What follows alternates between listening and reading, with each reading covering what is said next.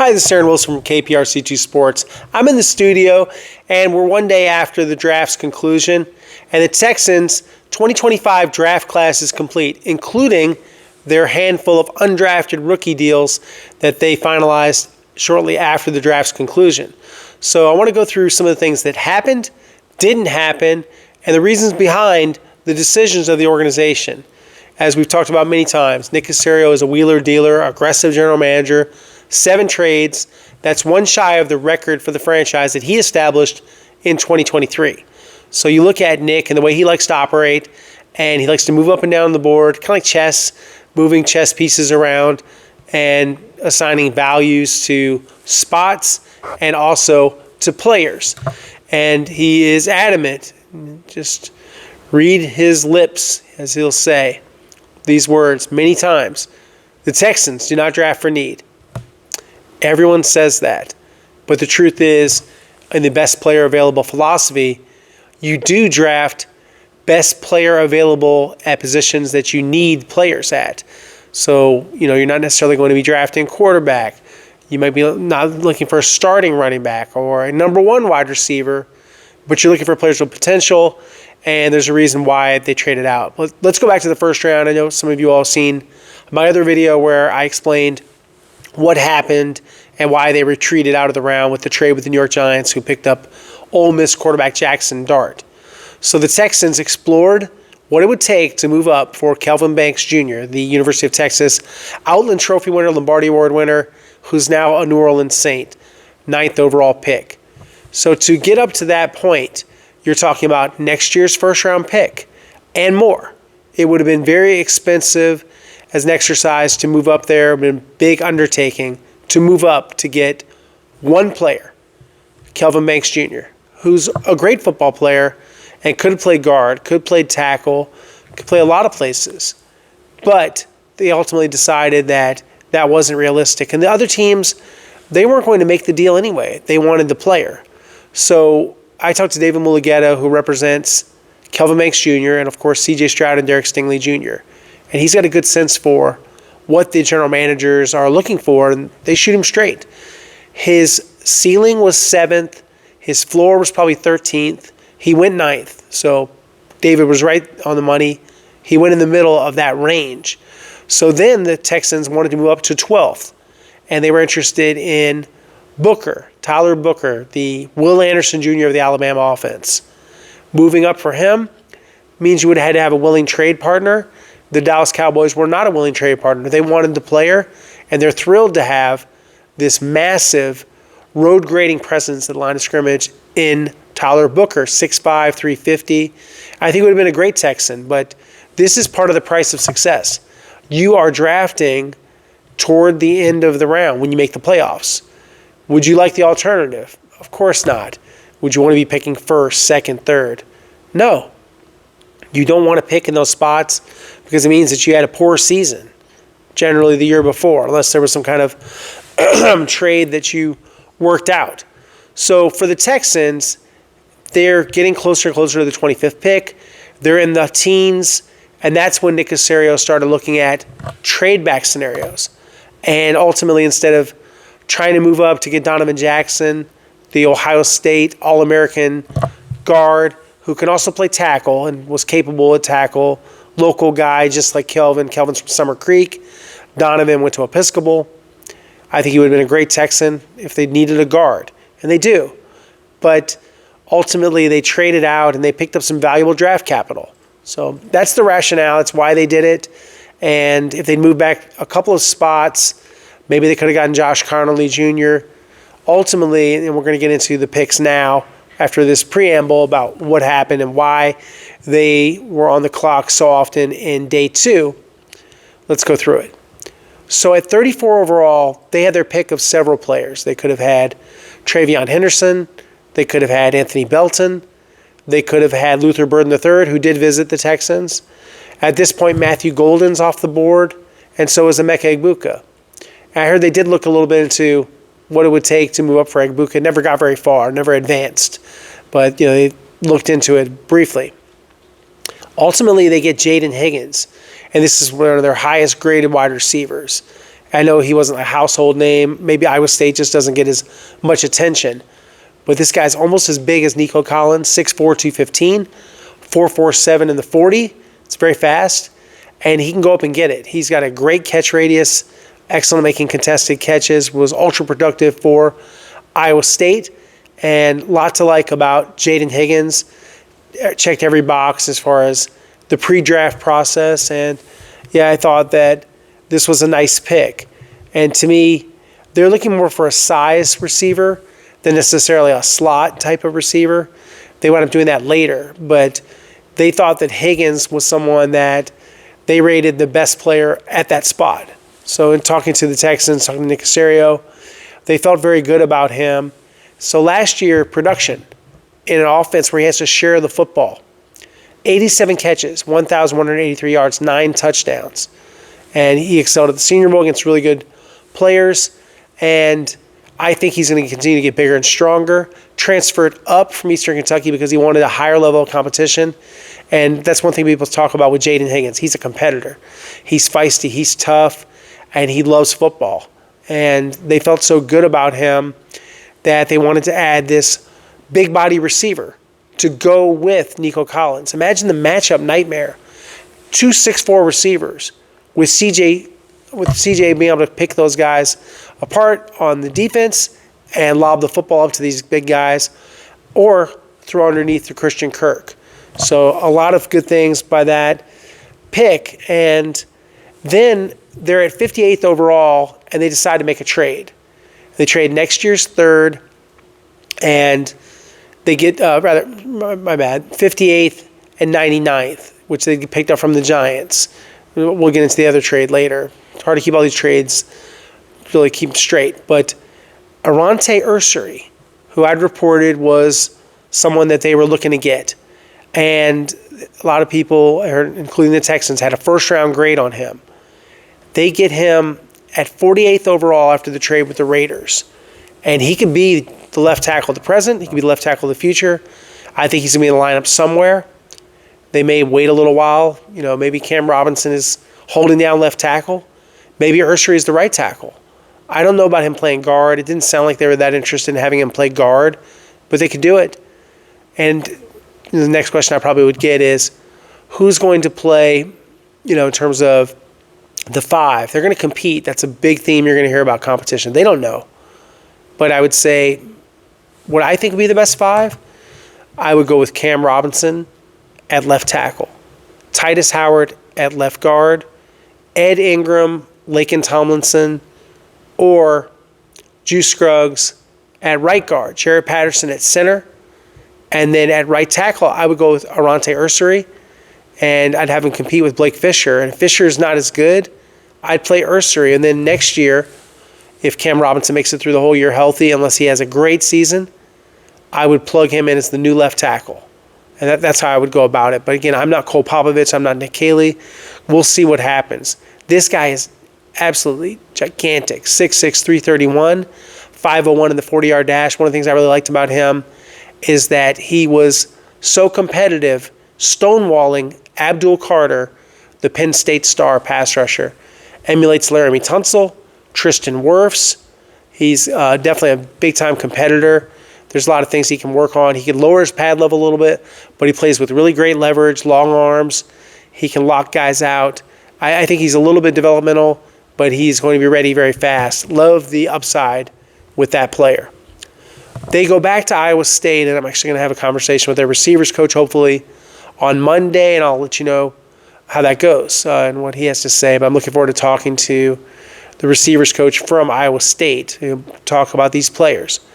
Jalen Knoll, wide receiver, Iowa State. They pick him in the 3rd round, and so they got this pick originally from the Commanders after trading Laramie Tunsil. And he was a 1,000-yard receiver just like Jaden Higgins was. So they went back to him. This was the special teams player of the year in the Big 12, and they loved everything they'd heard about him in terms of mental makeup, and they did a lot of work on this. 80 catches, 1,194 yards, 8 touchdowns, a lot of big plays, outstanding at the combine, 4.39 40-yard dash, 41.5-inch vertical. So he's one of the fastest, one of the highest leaping receivers in the draft. So I think he can back up Christian Kirk and very quickly get in the lineup. And it's going to be really competitive for these other receivers trying to make the team. I'm talking about John Mechie III. I'm talking about Xavier Hutchinson, another former Cyclone Iowa State guy that's done a good job here, but it just got more competitive and the receiving core just got better with the additions of these two Iowa State guys. And yeah, I think very highly of Big 12 football. Matt Campbell is a good coach who's had NFL interest, and Nick Cassera brought up the pedigree of some of the guys they're getting. You know, when you get guys from programs like Iowa State or Minnesota with Ursery and P.J. Fleck, Ursery, the Big Ten Offensive Lineman of the Year, and these guys are highly decorated, so they were very successful at major colleges. And the big school theme, it continues. Power 5 all the way with Nick Caserio. And he stuck with that with Jalen Smith, their other third-round pick, and they wound up wheeling and dealing to get these trades and to pick him 97th overall. So he's someone that has played a lot of nickel. He's played some outside corner. He's even played safety. And they think he can really help on special teams. They like his feistiness. They think he's going to fit in well. He's very close friends with Kalen Bullock. And, I think they were kind of looking at him. When they were evaluating Kalen, they knew that Smith was waiting in the wings and that they had a chance to get him. And he did visit the Texans, as I reported previously, and now he's a Texan. This was a fun one. We did a lot on him in another video, so I don't want to belabor it too much about Woody Marks. We talked about Toy Story and all that stuff. That's great. A lot of fun. This is a pass-catching back. They think he's going to really complement him very well. But he can run between the tackles. He can run outside the tackles, catch the ball in the backfield. And him moving to a different offense, playing for Lincoln Riley, rushing for 1,133 yards, 9 touchdowns, and catching 47 passes. This is a great all-around back, and I think he'll be a great complement to Joe Mixon, the Pro Bowl runner. So this was something they wanted to get done. I think it helps. There's a little bit of a lull after that because of the trades, and then they get Jalen Reed, the safety from Penn State. Hard-hitting guy, definitely feisty. You probably saw some of the videos from him and how excited he was, how pumped up he was.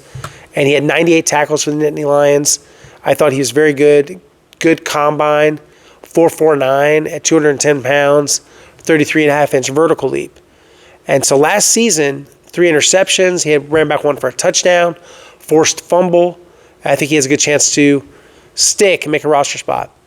I didn't necessarily think they needed Graham Mertz. It's going to be something of a redshirt year for him medically because he's coming off that torn ACL. He's the Florida Gators quarterback. He's very accurate. He did visit mostly for them to get a good look at his knee. He's making good progress. He's a Wisconsin transfer. And, yeah, he wasn't necessarily the most dynamic quarterback, but he had a 72.9 completion percentage. So he's a guy that has some potential to be a backup. 2 years ago, 2,903 yards, 20 touchdowns, 3 interceptions. He is not ready yet to practice, so it's going to be a minute before they get him out there. 7th round, Rutgers, good program with Greg Schiano. Players that are very well coached. Keontae Hamilton, D-tackle, Rutgers. 7th round, former wrestler, 6'4", 304, has played some edge, has a little bit of pass rush wiggle. He's got some ability there. Durable, 51 consecutive games in college, 35 tackles, 4 sacks. So he's a guy that's, I think, developmental and could get into the rotation. And they were looking for a defensive tackle. It wasn't the defensive tackle I thought they'd get. I thought they'd pick one sooner. They evaluated all those guys, like Broughton, like Alfred Collins, Kenneth Grant, and Kenneth went, of course, to the Miami Dolphins very early. So he's someone, if he had been there at 25, I think they would have considered turning in the card because they had such a high grade and high opinion of Kenneth Grant. Final pick, Luke Lachey, tight end, Iowa, the son of the former Washington offensive tackle Jim Lachey, who I grew up watching. His dad was a heck of a football player. Lachey is a big tight end at 6'6", 251, a good blocker, and he returned last year from a broken ankle 2 years ago.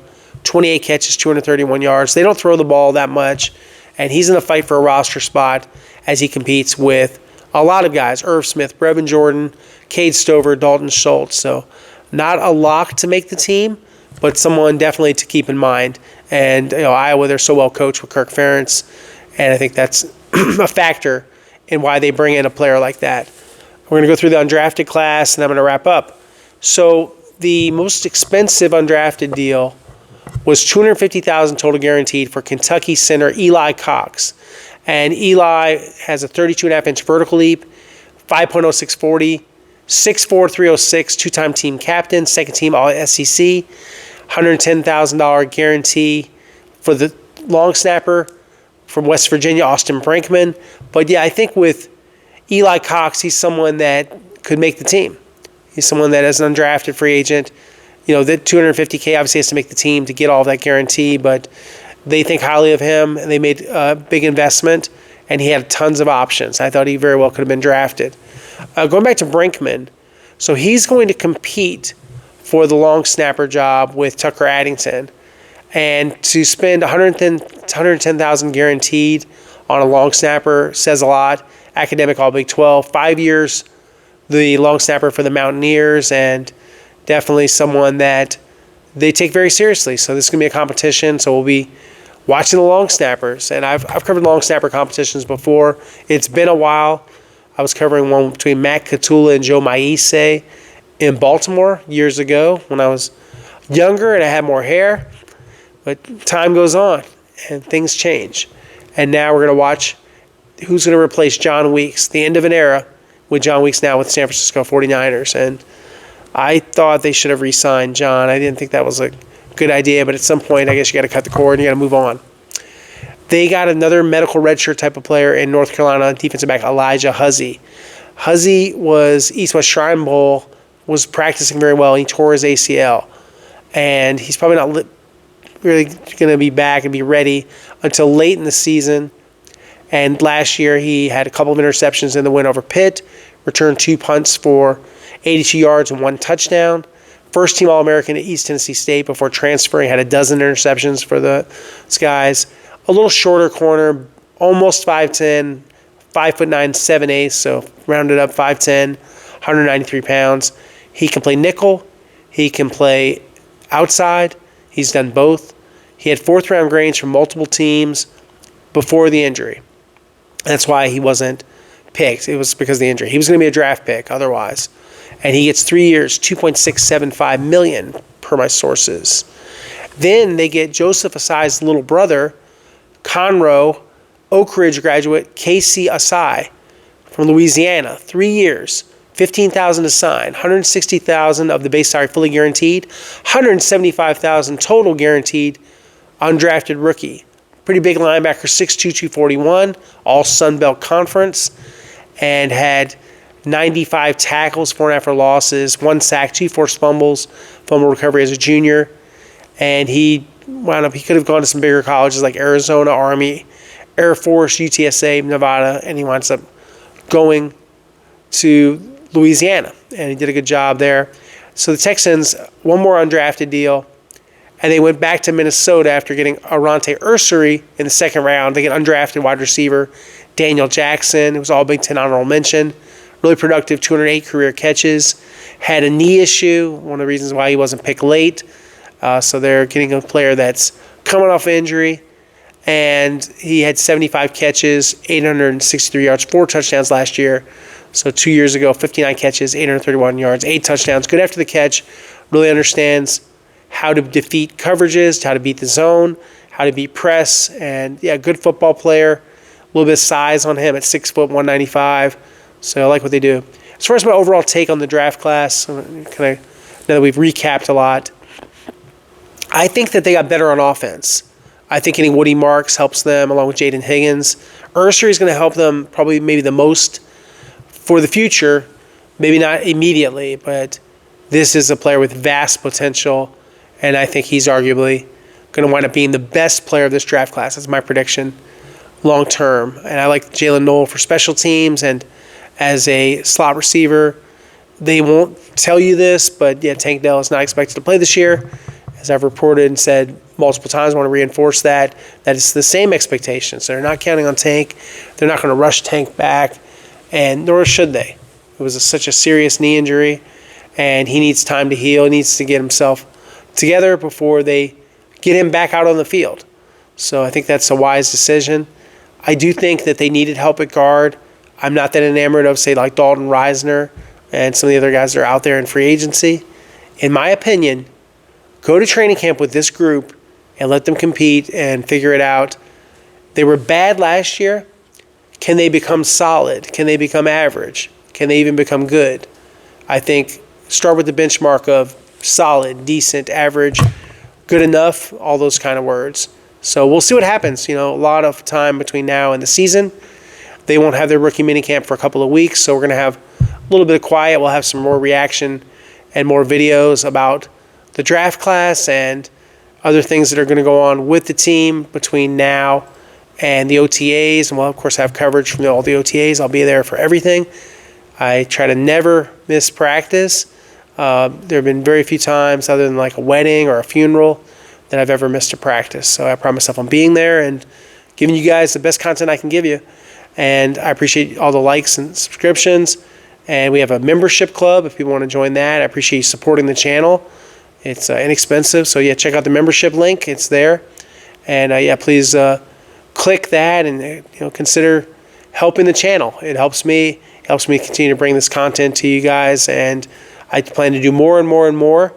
And I'm also, of course, you can watch me on Sports Sunday at KPRC2, where I'm in the studio right now, and read all my stuff for free at www.click2houston.com. I'm on Twitter/X at AaronWilson_NFL, Instagram AaronWilson7128, and a couple other social media channels. So I look forward to our next conversation. Guys, thanks, and I appreciate everybody subscribing and clicking and watching, and I see all your comments and love the feedback. Keep it coming, and remember, not everybody has to agree on everything. It would be really boring if everybody agreed with each other in the comments. So, yeah, just be respectful of each other, and everybody's got an opinion. Everybody's opinion matters, and just because one person thinks something different, that's okay. You don't have to convince people. I would just encourage everybody, express yourself, and trust what you see and what you think, because your opinion is just as valid as anyone else's. Anyway, guys, thanks and have a good night.